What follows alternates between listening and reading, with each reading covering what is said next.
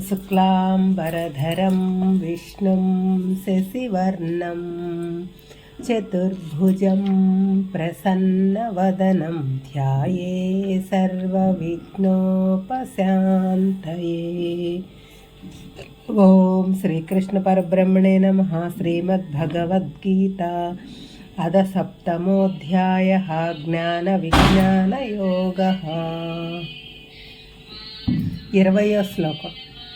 कामैस्तैस्तैर्युह ज्ञानाः प्रपद्यन्तेऽन्यदेवताः तं तं नियममास्ताय प्रकृत्या नियता स्वया।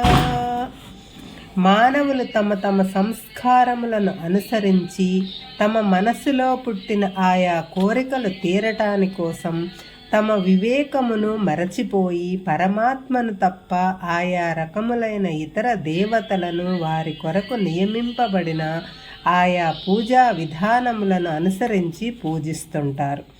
అప్పుడు ఒక ప్రశ్న వస్తుంది, పరమాత్మ ఎవరు, ఇతర దేవతలు ఎవరు? విష్ణు పురాణంలో విష్ణువునే పూజించమన్నారు. దేవతాగణములకు ఏ సమస్య వచ్చినా అందరూ విష్ణువు దగ్గరికే వెళతారు, ఆయనను సలహా అడుగుతారు. శివపురాణంలో శివుని పూజించమన్నారు. అందరూ ఆయన దగ్గరికి వెళ్ళి ఆయన చెప్పిన ప్రకారం చేస్తారు. ఇంకా కొందరు దేవీ పురాణం చదివి దేవి పరాశక్తిని ముఖ్య దేవతగా భావిస్తారు. ఆ పరాశక్తి నుంచి బ్రహ్మ విష్ణు మహేశ్వరులు ఉద్భవించారు అని నమ్ముతారు. భాగవత పురాణం చదివి శ్రీకృష్ణుడే అసలైన దైవం అని కొందరు నమ్ముతారు. ఈ విధంగా ఇన్ని పురాణాలలో ఇన్ని దేవతల గురించి ఎందుకు చెప్పబడింది? ఇక్కడ ఒక్క విషయం మనం గమనించాలి.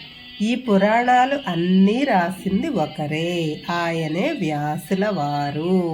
మరి వ్యాసుడు ఇన్ని పురాణాలు రాసి ఇంతటి సందిగ్ధను ఎందుకు పెట్టాడు అని మనకు సందేహం రావచ్చు.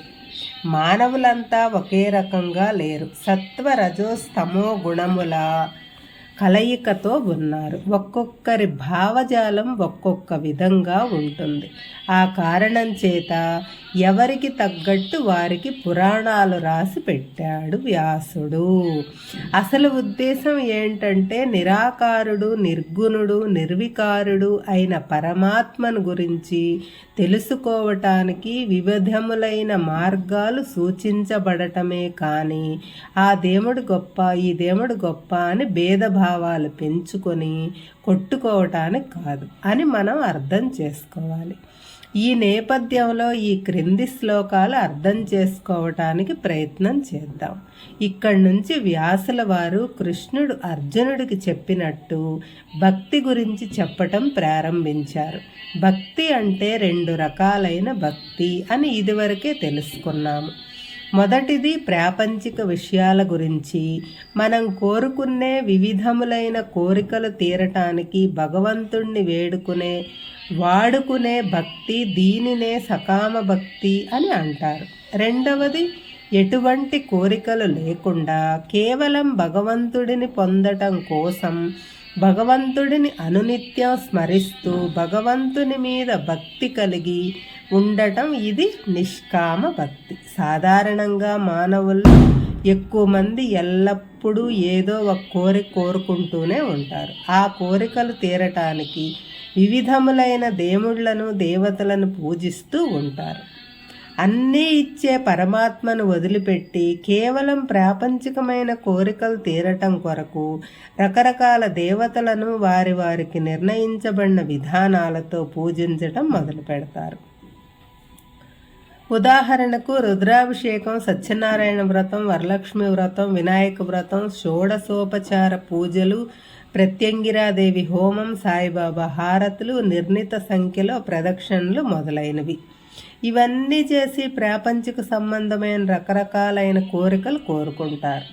ఆయా దేవతలు కూడా వారి శక్తి మేరకు వారి కోరికలు తీరుస్తూ ఉంటారు. అవి తీరగానే కొత్త కోరికలు పుట్టుకొస్తాయి. ఆ ప్రకారంగా కేవలం తమ కోరికలు తీర్చుకోవటం కోసమే దేవుడి మీద భక్తి కలిగి ఉంటారు. అందుకే అపహృత జ్ఞానాహ అన్నాడు వ్యాసుడు. అంటే వారిలో ఉన్న విచక్షణ జ్ఞానము ప్రాపంచికమైన కోరికలతో అపహరింపబడింది అని అర్థం. అంటే ఈ కోరికలు దొంగల వంటివి. ఈ దొంగలు మన మనసులో ప్రవేశించి సర్వవ్యాపకుడైన పరమాత్మ ఒక్కడే అనే జ్ఞానం అపహరించి మన మనసును తమ వైపుకు తిప్పుకుంటాయి. అక్కడ దేవుడికి మహిమ ఉందంటే ఈ దేవుడికి మహిమ ఉందంటే ఈ దేవుడి వద్దకు పరుగులు పెడుతుంటాయి. ఆయా దేవతలను సంబంధించిన పూజలు వ్రతాలు చేస్తుంటారు. ఆ కారణంగా వారిలో ఉన్న ఆత్మను గురించిన జ్ఞానము హరించుకుపోతుంది. ఇక్కడ ఇంకో మాట కూడా చెప్పారు వ్యాసుల వారు. తం నియమమాస్తాయ. ఈ సకామ భక్తులు అంటే ఏవేవో కోరికలు తీరటానికి వివిధములైన దేవతలను పూజించే వారికి ఎన్నో నియమాలు ఉంటాయి. 3, 5, 7, 9, 11 రకాల పిండి వంటలు నివేదన పెట్టాలి. ఇన్నిసార్లు అన్ని మంత్రాలు చదవాలి, ఇన్ని ప్రదక్షిణలు చేయాలి, ఇన్నిసార్లు జపం చేయాలి. ఇంకొంతమంది తాము జపాలు చేయటానికి బద్దకిస్తారు. వారికి తీరిక ఓపిక ఉండదు. ఇతరులను పెట్టి జపాలు చేయిస్తారు. మేము ఇంతమందిని పెట్టి జపాలు చేయించాము అని గొప్పలు చెప్పుకుంటారు. మరి కొంతమంది ఇళ్లలో ప్రతి మహాశివరాత్రికి రుద్రాభిషేకం చేయిస్తారు. ఆ సమయంలో అయ్యగారు ఆఫీస్లో ఉంటారు, అమ్మగారు టీవీ సీరియల్లో ఉంటుంది. పురోహితుడు రుద్రాభిషేకం చేస్తాడు. ఈ ప్రకారంగా ఏదో నియమం కోసం చేయటం తప్పితే శ్రద్ధ భక్తి ఉండదు. కానీ పరమాత్మను సేవించటానికి ఇటువంటి నియమాలు ఏమీ లేవు. కేవలం పరమాత్మ మీద భక్తి, ఏకాగ్రత, శ్రద్ధ ఉంటే చాలు అని చెప్పి పూజలు, వ్రతాలు, రుద్రాభిషేకాలు చేయకూడదని తప్పుగా అర్థం చేసుకోకూడదు. అవి అన్నీ చేయాల్సిందే. కాకపోతే ఆర్భాటంగా కాకుండా స్వయంగా భక్తితో, శ్రద్ధతో, ఏకాగ్రతతో చేయాలి. అప్పుడే దానికి తగిన ఫలితం లభిస్తుంది. ఎందుకంటే ప్రాథమిక దశలో ఇవన్నీ అవసరమే. పూజలు, వ్రతాలు, సగుణోపాసన మంచివే, ఇవన్నీ కావాల్సిందే. కానీ శ్రద్ధ, భక్తి, ఏకాగ్రతలో సగుణోపాసన చేసుకుంటూ క్రమక్రమంగా పైకి ఎదగాలే కానీ అక్కడ ఉండిపోకూడదు. 1వ క్లాస్ చాలా బాగుందని అక్కడే బొమ్మల పుస్తకాలు ఉంటాయని బొమ్మలు చూస్తూ కథలు చెప్తుంటారని అక్కడే ఉండిపోం కదా. క్రమక్రమంగా ఎదుగుతూ 1వ క్లాస్ నుంచి పీజీ దాకా వెళతాం. అలాగే మానవుడు సగుణోపాసన నుంచి నిర్గుణోపాసనకు ఎదగాలి. అక్కడి నుంచి ధ్యానం ద్వారా మనసును ఆత్మలో నిలపాలి. ఆత్మ పరమాత్మలో లీనం కావాలి. కానీ సామాన్య మానవుల యొక్క భక్తి, పూజలు, వ్రతాలు, ఆరాధన యొక్క లక్షణము కేవలం వారి కోరికలు నెరవేరటమే కానీ మోక్షము కాదు. సామాన్య మానవులు, అవివేకులు అయిన వారు ఈ ప్రకారంగా చేస్తుంటారు.